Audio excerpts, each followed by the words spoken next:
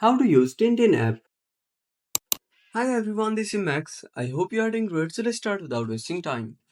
First of all, open up your Play Store, tap on the search bar and type Tintin. Now click on install.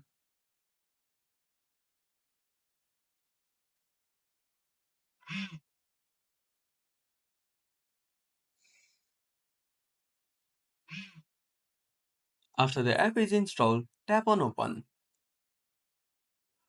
Now click on let's go. Now tap on sign in or use email. Now tap on send code. Open up your Gmail application.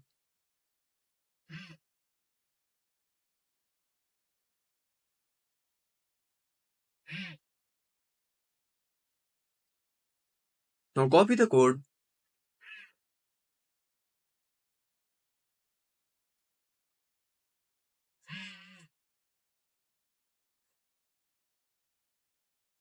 Now tap on add profile pic. Select any photo.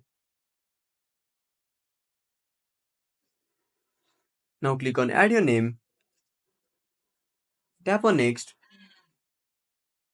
Now tap on add your friends.